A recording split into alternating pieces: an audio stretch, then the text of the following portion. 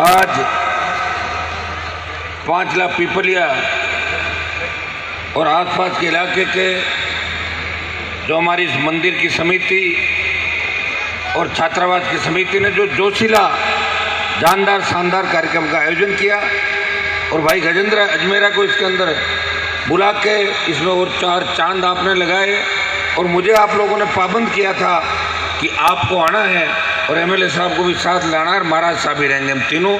इसलिए मैं आज सारे कार्यक्रम छोड़ के आपके बीच लगातार 3 घंटे से बैठा हूँ और अभी शायद घंटा भर में और बैठूंगा, क्योंकि नहीं तो फिर निकल जाऊंगा। अब इसलिए मुझे बैठ के पूरे राजस्थान के अंदर आज 5 लाख का संदेश जाना चाहिए कि वीर तेजा जी के भक्तों का सैलाब जिस तरह रात को सीकर में उमड़ा था, उसी तरह 5 लाख सिद्धा की पावन धरती पर वीर तेजा जी के भक्त और जसनाथ जी के भक्त पूरी रात इन सरकारों से लोहा लेने वाले लोग डटे हुए थे और भजन संध्या का आनंद ले रहे थे। भाइयों 2 जोरदार जयकारे लगाए। जय बोले वीर तेजा जी महाराज की, जय बोले जसनाथ जी महाराज की। मंचासीन परम आदरणीय 5 लाख सीधा पीठ के पीठाधीश्वर मैन सूरजनाथ जी, खींवसर के विधायक छोटे भाई नारायण बेनीवाल, यहाँ के सरपंच साहब दशरथ जी, भाई पंचायत समिति के सदस्य रामेश्वर, सम्मानित मंच, उपस्थित मौजूद बुजुर्गों, नौजवान साथियों, और मैं पहली बार देख रहा हूं जब मंदिर के कार्यक्रम की प्राण प्रतिष्ठा और 1 साल पहले जब मंदिर उद्घाटन का कार्यक्रम हुआ था, उस समय भी मात्र शक्ति हजारों की तादाद के अंदर थी और आज 10 बजे से लगा के 2 बजने को है और माताएं बहनें बैठी है।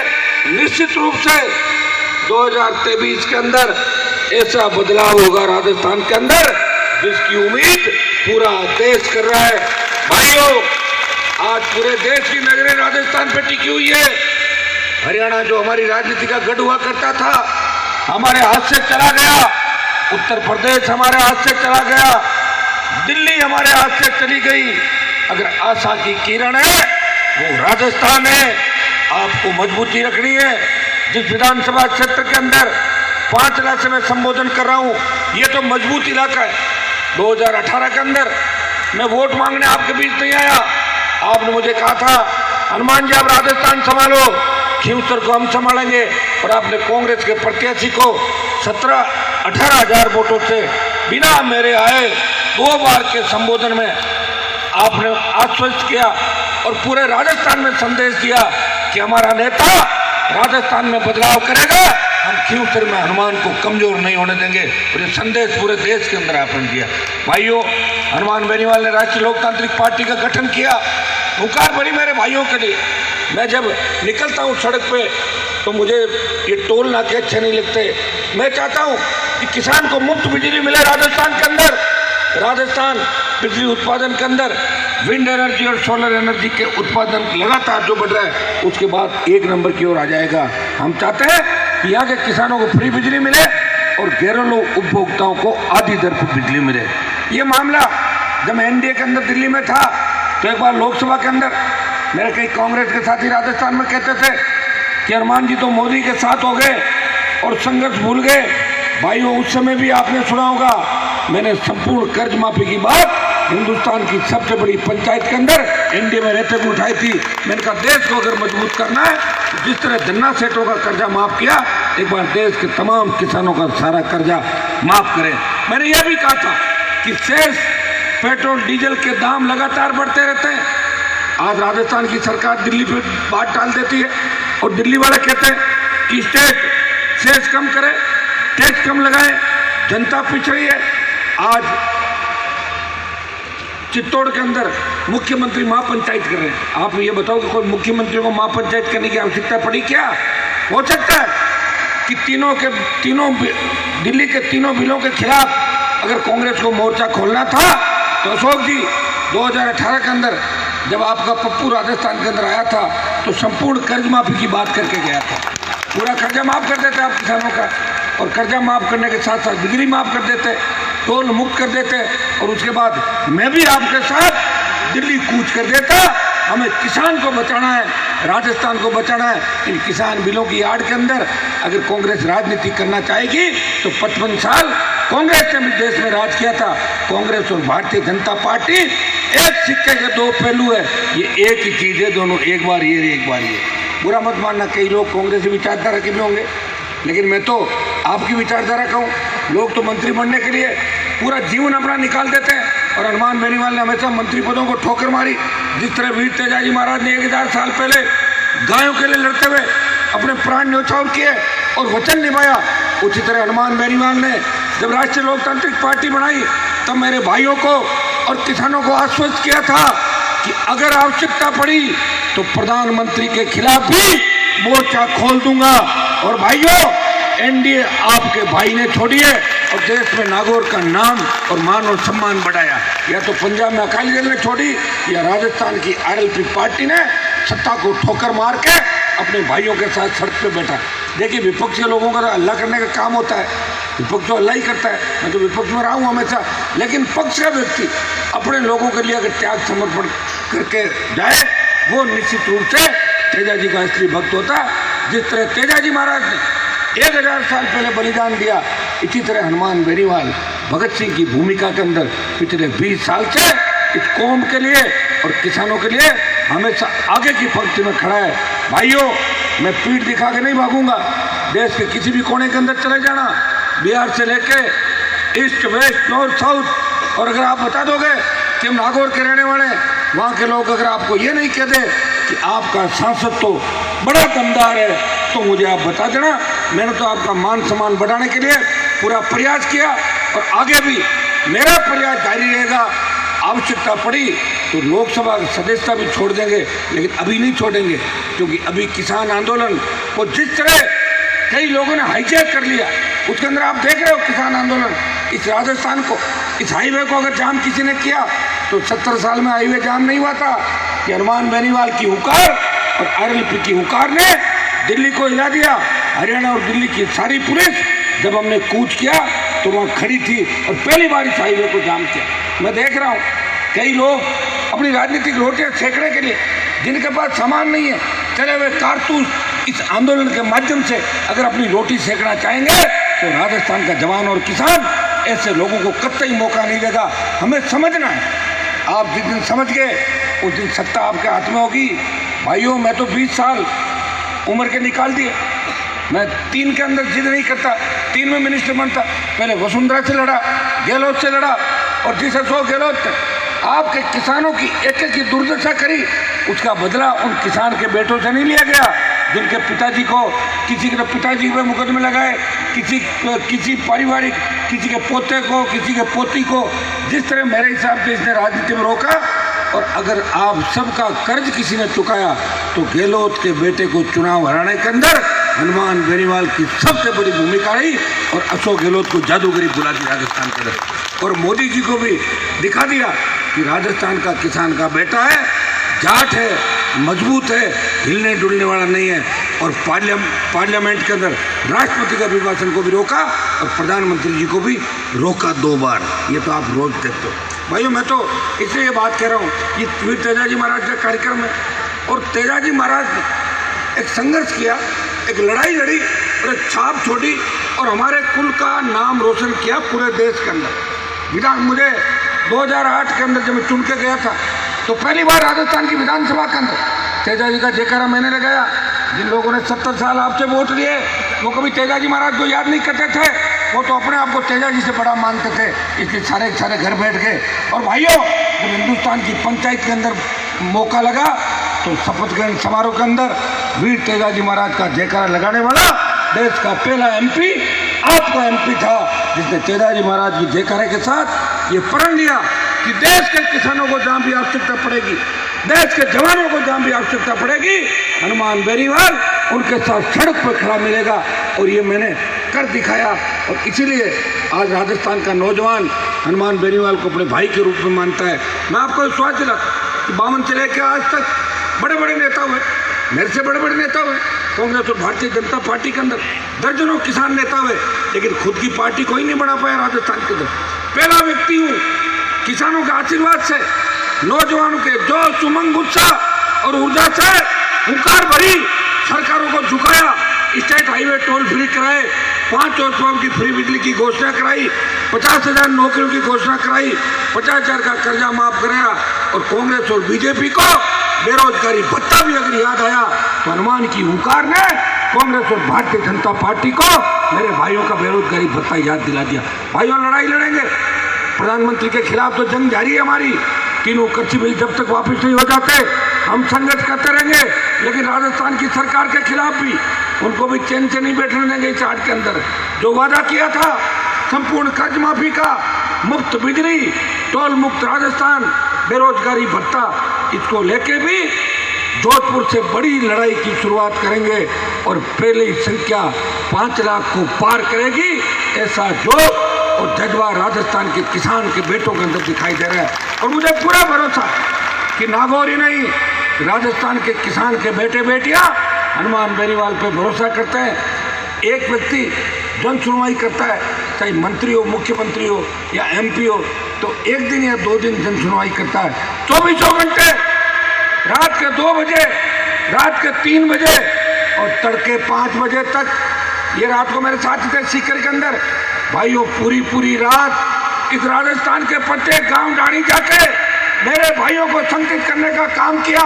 धौलपुर से लेके बाड़मेर और डूंगरपुर से लेके गंगानगर तक वीर तेजाजी महाराज के जयकारे के साथ किसान के बेटों को एक किया। उसका परिणाम इस बार आया, कांग्रेस वेंटिलेटर पर चली गई 99 पे और भाजपा को 72 पे समेट दिया और दिल्ली को लगा कि अब पार नहीं पड़ेगी।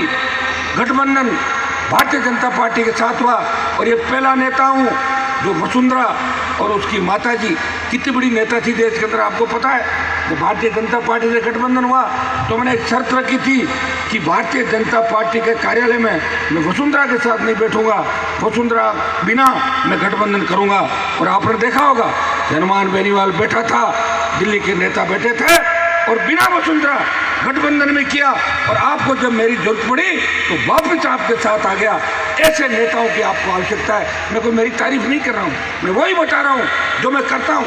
सुबह से शाम तक 24 घंटे आपकी सेवा के अंदर, शादी ब्याह से लेके कार्यक्रमों से लेके मैं दिन देखता नहीं, रात देखता नहीं, सरकारों से लड़ा, हार्डकोर अपराधियों से लड़ा, ऐसे लोगों से लड़ा जो मुझे मारने का सपना देखते थे, उनको ऊपर का रास्ता दिखाया। अभी तो भाइयों सरकार के अंदर नहीं हूँ और जिस दिन सरकार के नज़दीक बैठ गया उस दिन आराम से फुटबॉल खेलना। इच्छा हो जाए कि गोल जैसलमेर के किले में करेंगे तो किक जैसलमेर के किले की तरफ मार देना, और मन हो जाए कि वसुंधरा के महल में करेंगे, वो महल तो वैसे ही जाटों का ही है क्योंकि जाटों ने जो वसुंधरा को शादी करके जाटी तो लाए थे। हाँ ये जरूर है कि उसको बाद में छोड़ दिया बेचारे को, दर की ठोकरें खराब हो। तो ये वसुंधरा राजे की कहानी आप सब जानते हो, जो रोज़ की अपनी बातें आपने कही है, मेरे भाषण सुने होंगे। अब लंबी चौड़ी राजनीतिक बात नहीं करूँगा क्योंकि कई लोग पूरी बात को समझ नहीं पा रहे, अंदर ही अंदर होते घुटन में शूट कर रहे होंगे। तो भाइयों मैं तो एक आपको विश्वास दिलाता हूँ कि मैं जिस दिन खियूतर के अंदर विधायक बना, जो वादे मैंने किए पूरा करने का प्रयास किया, सत्ता में नहीं रहा, सत्ता के खिलाफ लड़ता रहा, कॉलेज खोला, पंचायत समिति खुली और जिस कुचेरा से राजस्थान की राजनीति चलती थी उस कुचेरा में भी कॉलेज हनुमान बेनीवाल के प्रयास से खुला। अखबार में ऐड देने से नहीं होता, अखबार में ऐड देके नाम छपा लो। तो पहले कहाँ गए थे, 70 साल यही था ना, कुचेरा नाम रख लेते, जिले का किसने मना किया था भाई। आप तो दिल्ली से लेके और राजस्थान तक आपके ही हाथ में ताकत थी, हमारे हाथ में तो कभी ताकत आई नहीं। हम तो अब आए और अब जब आए तो पूरा देश इस नागौर की ओर देख रहा है। ये सोशल मीडिया का ज़माना है।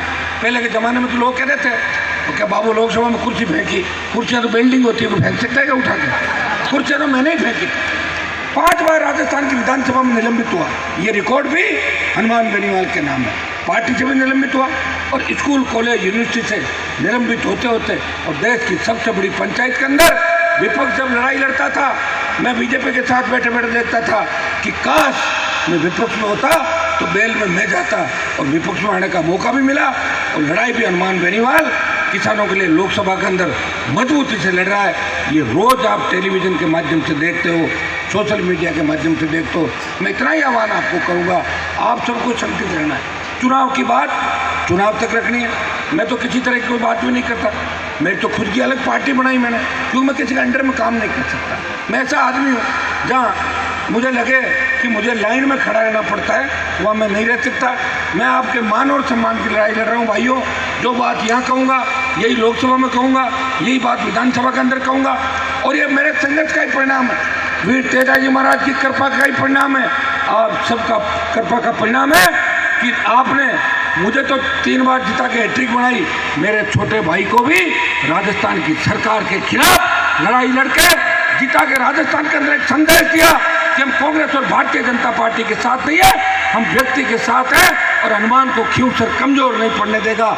ये संदेश आपने राजस्थान के अंदर दिया था और देश के अंदर मेरा मान और सम्मान बढ़ाया। आपका बहुत बड़ा ऋण हमारे ऊपर है और ऋण उतारने का प्रयास करूंगा।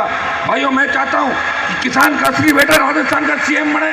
मैंने पहले भी कहा था कि मैं दुल्हन नहीं बनूंगा, दूल्हा अगर मजबूत लगा तो उसका बाराती बन जाऊंगा, लेकिन मुझे अभी तक मजबूत दूल्हा राजस्थान का दिखाई नहीं दे रहा है। 2 नंबर, 3 नंबर और 4 नंबर की लड़ाई लड़ रहे हैं। नंबर 1 की लड़ाई लोग नहीं लड़ रहे हैं। हनुमान बेनीवाल चाहता है कि नंबर 1 की कुर्सी पे तेजाजी का भक्त बैठे, चाहे वो दूसरा भी हो, तो भाई का समर्थन भी करने के अंदर सबसे आगे खड़ा मिलूंगा, ये मैं आपको भरोसा दिलाता हूँ। इस 5 लाख के अंदर आपने एक तरफा मतदान किया, मेरी जीत का गढ़ है ये। कुर्सी, पिपलिया, पांचला, नारवा, इधर जब ये राउंड 7वां, 8वां, 9वां चलता है ना, तब कांग्रेस और भारतीय जनता पार्टी का पता भी नहीं लगता है। अब की बार जब एमएलए के इलेक्शन के अंदर 3-4 राउंड के अंदर पीछे चल रहे थे, लेकिन मुझे पूरा भरोसा था। मैंने कहा 4थे राउंड, 5वें राउंड के बाद जब ये 5 क्षेत्र की धरती आएगी तो आरएलपी पार्टी की बोतल हाथ को पीछे छोड़ देगी। और आपने इसी तरह का करिश्मा किया और सरकार ने पूरा जोर लगाया, फिर भी आपने संदेश दिया कि हमें काम की आवश्यकता है या नहीं है, ये बाद में बात करेंगे, लेकिन हनुमान बेनीवाल वर्सेस गहलोत की लड़ाई के अंदर हनुमान की मदद करेंगे। भाइयों, मैं तो इसी से खुश हूँ। लोगों ने कहा आपने अभी तक क्या किया? मैंने तो किया, मैंने आपको जगह दिया। गांव-गांव, ढाणी-ढाणी पहले नेता आता था तो कोई उसको ये नहीं कहता नेताजी काम करो। अब आप एक एक कागज लिख के 10-10 बार फोन करके उस काम को कहते हो कि क्या हुआ उस काम का जो आप कह के कहते। हनुमान बेनीवाल ने लड़ना सिखाया। जिस तरह आज़ादी के अंदर दीवाने तो कई थे, कई लोग फांसी के फंदे पर चढ़े, कई लोगों ने कुर्बानी दी, लेकिन याद भगत सिंह को क्यों किया जाता है? कि पूछता है बड़ी लड़ाई लड़ी, असेंबली में बम फेंका। उसी तरह हनुमान बेनीवाल ने राजस्थान की राजनीति के अंदर नेताओं को घूमना सिखा दिया, नेताओं को गली गली घूमना सिखा दिया। बिना काट गई नेता शादियों में जाने लगे और बिना बुलाए राम राम करके अपना बताने लगे कि तेरे दादाजी और मेरे दादाजी तो खास थे, कहीं जानते नहीं दादाजी। ये हालत इस जो करी उसमें आपके भाई का बड़ा योगदान है और मैं विश्वास दिलाता हूँ कि खींवसर को विकास के नए आयाम देंगे। नागौर संसदीय क्षेत्र को विकास के 1 मिनट बच्चों बैठो ना, 1 मिनट की सुन लो। मैं तो आपके लिए वेट कर रहा हूँ और बैठूंगा अभी, थोड़ी देर बैठो एक बार, है ना। इस 5 पिपलिया, नारवा, कुर्ची, कांटिया, मेराथल से लेके जो थली का हमारा इधर का इलाका पांचोड़ी का, यह सबसे बड़ी दिक्कत अब सड़कों की। पहले जब मैं आया था अंधेरा था, 40,000 ढाणियों में उजाला करवाया, कहीं कोई सी भी योजना हो, और बिना योजना के भी लंबे लंबे पोल और तार आप लेके गए थे। विधानसभा के अंदर बहुत बार चर्चा चली कि हनुमान बेनीवाल बिजली के बिल जमा नहीं कराने देता, तो मैंने कहा बिजली तुम्हारे बाप की नहीं है, बिजली किसानों की है, हम बिजली का उपयोग करेंगे। अवैध माइनिंग, किस चीज़ की अवैध माइनिंग?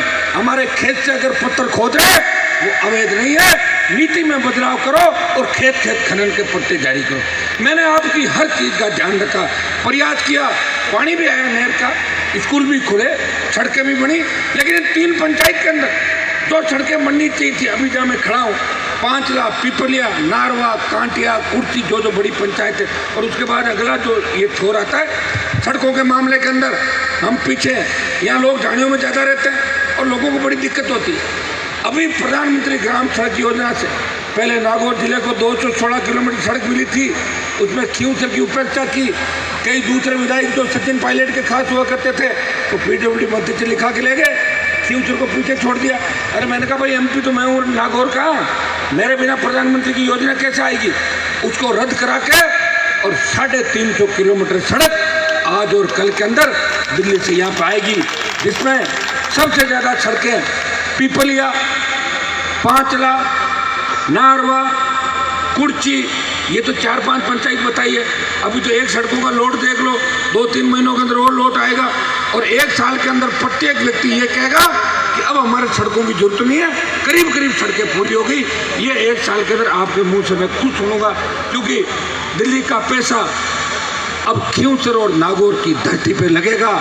मेरी लड़ाई, दिल्ली से लड़ाई भी जारी रहेगी और काम भी जारी रहेगा। काम करना मुझे आता भाइयों, इसकी चिंता मत करो।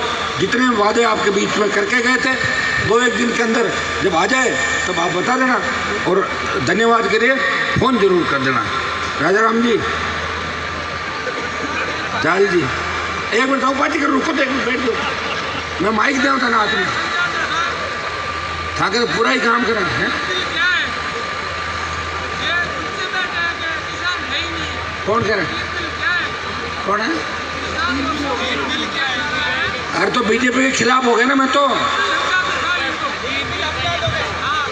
बस समझाना को नहीं, आपने बात खत्म करना मिलाना, समझ रखा करो, आपने कोई भाषण थोड़ी जाना मिला मत, अपने उनको नहीं समझना, खत्म करवाना, उनको वापिस कराना, ठीक है ना। आज जिस जगह मैं खड़ा हूँ, पिछली बार जब इस कार्यक्रम के अंदर आया था तो 11 लाख रुपए की घोषणा मैंने करी थी लाइब्रेरी के लिए। उसके बाद कोरोना आ गया और 2 साल सांसदों का पैसा भी प्रधानमंत्री ने स्थगित कर दिया। 2 साल तक एमपीओ को बजट नहीं मिलेगा, ये आप सबको जानकारी है। ये तो भला हो ज्योति मिर्जा का कि पैसा खर्च करना भूल गई और वो मैंने मेरे खाते में डलवा लिया। सर जी सुन लो, अरे ज्योति भूल गई, वो मेरे खाते में डाल लिए मैंने पैसे, और वो आपके यहाँ 1-2 दिन के अंदर 11 लाख रुपए ई लाइब्रेरी के 1-2 दिन में आपके यहाँ पे आ जाएंगे। और दूसरी जो हमारी घोषणा यहाँ पहले की थी करीब करीब हमने पूरी कर दी। और आप बताते जाओगे, मैं काम करते जाऊँगा, आप बुलाते जाओगे, मैं आता रहूँगा, आपको पीठ दिखा कर नहीं भागूंगा, आगे खड़ा मिलूंगा और 36 कौम का ध्यान रखूंगा।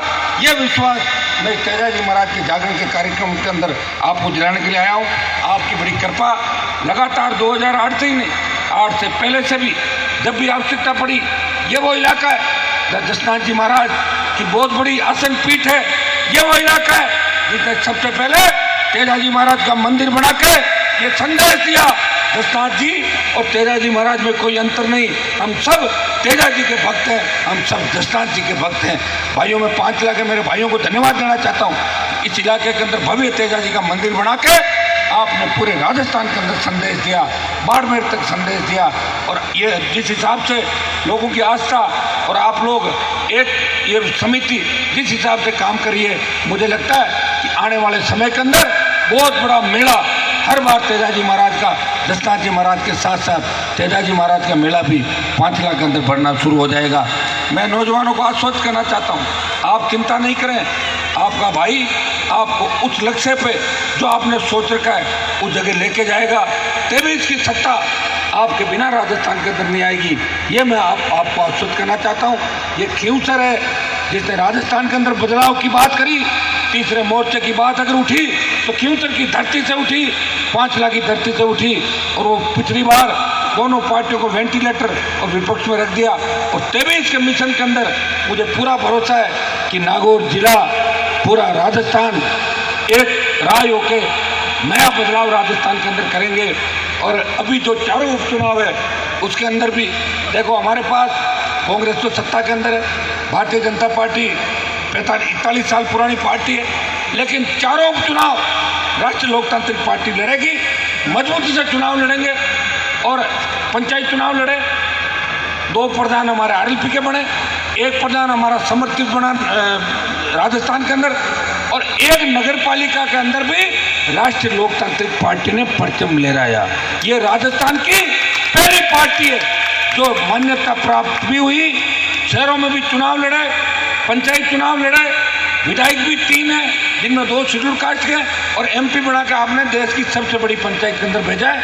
आप निश्चिंत रहें, तेजाजी महाराज का जयकारा लखनऊ तक पहुंच गया, साउथ तक पहुंच गया, और मैं विदेश में जाऊंगा तो वहां भी जयकारा लगा के विदेश में भी पहुंचा दूंगा।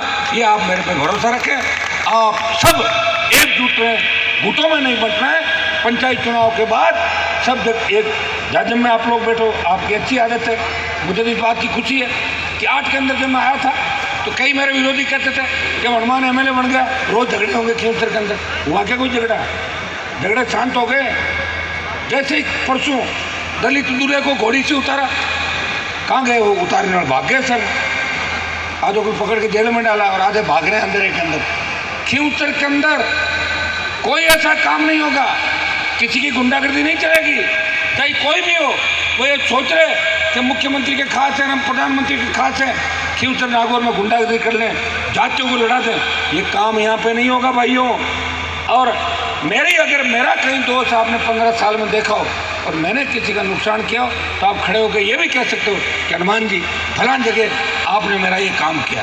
मैं तो वोट नहीं देने वालों की भी मदद करता था, देने वालों को भी करता था, इसलिए धीरे धीरे संख्या जुड़ गई। अब तो खींवसर से मारवाड़, राजस्थान और पूरे देश के किसान जवान आपके भाई के लिए दुआ करते हैं कि काश हनुमान जी जैसे 15-20 सांसद अगर पार्लियामेंट में हो जाए तो सरकार किसानों के विरोध में बात करने से पहले 1000 बार सरकार को सोचना पड़े। लेकिन दुर्भाग्य इस बात का, जिन लोगों ने हमारे समाज में जन्म लिया, जो किसान है, वहाँ नतमस्तक होकर अपने नेताओं को आगे बैठ जाते हैं, वो सत्य को सत्य नहीं कहते। भारतीय जनता पार्टी के सांसदों को मैंने कहा कि आप अगर मोदी जी के सामने खड़े होकर नहीं बोल दो तो कागज में लिख के भेज दो कि प्रधानमंत्री जी ये बिल वापस ले लो, हमें गाँव में जाना है, लोग वोट नहीं देंगे, क्या करेंगे? आज मुझे कोई कह रहा था कि बीजेपी का कोई एमपी उद्घाटन करने गया तो लोग पीछे भागे, वो गाड़ी लेके भाग गया। अब ये हालात राजस्थान के अंदर बने और ये सही है, लोगों में गुस्सा है और गुस्सा है तो लोगों को वही दिख रहा है। लेकिन इस भारतीय जनता पार्टी के प्रति जो गुस्सा है, इससे अपन ये सोच रहे हैं कि कांग्रेस को मजबूत करना है। ये दिमाग में मत लाना, कांग्रेस का नेता कोई आपका आदमी नहीं है, कांग्रेस का नेता भी वही है जो भारतीय जनता पार्टी के नेता से मिला हुआ है। 22 साल इस राजस्थान को मिलकर लूटा और आगे भी लूटने की तैयारी है। ये समय रहता है, समझ जाओ। आप तो समझ लो, आपने तो पूरा सौंप ही रखा है। आपके यहाँ तो ये भाषण देना ठीक नहीं है कि भाई आप तीसरा मोर्चा, जब पार्टी खींवसर नागौर से चल रही है और मुझे पूरा भरोसा है ये जो नौजवानों की फौज है और ये नए बच्चे हैं, ये 23 को भी मजबूत रखेंगे। रखोगे कि नहीं रखोगे? क्या कोई कमजोरी आ जाएगी? आपके सारे काम करेंगे, प्रयास करेंगे और कोशिश ये करेंगे कि खींवसर कुचेरा के अंदर अब कॉलेज खुल गए तो अगला जो कॉलेज का नंबर है वो 5 लाख की तरफ इधर कहीं लाएंगे। आपके जहाँ भी आवश्यकता होगी, जो भी महिला महाविद्यालय की जो डिमांड थी या हमारी जो कॉलेज की मांग थी, मैं आपको विश्वास दिलाता हूँ कि उस मांग को भी पूरा कराएंगे, आपको सत्ता के शिखर पर लेके जाएंगे। आप बाप जी का आशीर्वाद आप सबको हमेशा मिलता रहा है। और हमारी आरएलपी पार्टी के तीनों विधायक राजस्थान की विधानसभा के अंदर जब बीजेपी कांग्रेस एक हो जाते हैं, कोई नहीं बोलता, उस समय राष्ट्रीय लोकतांत्रिक पार्टी दोनों पार्टियों के खिलाफ बेल में नजर आती है और सड़क पर हनुमान बेनीवाल आपको लड़ता हुआ नजर आता है। आगे भी आपके लिए संघर्ष करूंगा, ये मैं विश्वास दिलाता हूँ। इस सफल कार्यक्रम के लिए आयोजन समिति को बहुत बहुत धन्यवाद। आप हमें बताते रहे, हम काम कराते रहेंगे। हर साल आप जागरण बड़े से बड़े कराएं और हम तो कहते हैं कि तमाम लोगों को बुलाया करो मंच पर, तमाम व्यक्तियों को अपनी बात करने का अधिकार है, अपनी अपनी बात करें और सब लोग मिलजुल कर अगर काम करें तो वो दिन दूर नहीं जो राजस्थान की सत्ता पे हमारा व्यक्ति बैठा होगा, तब आपको बिजली के लिए, बिलों के लिए लाइन में लगने की आवश्यकता नहीं होगी। तब आपका खुद का राज होगा और खुद का राज जब भी होगा जब मुख्यमंत्री आपका होगा। उप मुख्यमंत्री से तो राज नहीं होता, क्योंकि उप मुख्यमंत्री तो मुख्यमंत्री की लुगाई होता है ही। उसमें क्या है, मैं तो कहा था, और क्या होता है? उप मुख्यमंत्री मुख्यमंत्री की लुगाई होता है। खाली कपड़े पहनने से क्या होता है? कपड़े मान लो लुगाई के नहीं पहने तो वो तो उप मुख्यमंत्री मुख्यमंत्री की पत्नी होता है। आप सबको बहुत बहुत धन्यवाद। जय हिंद।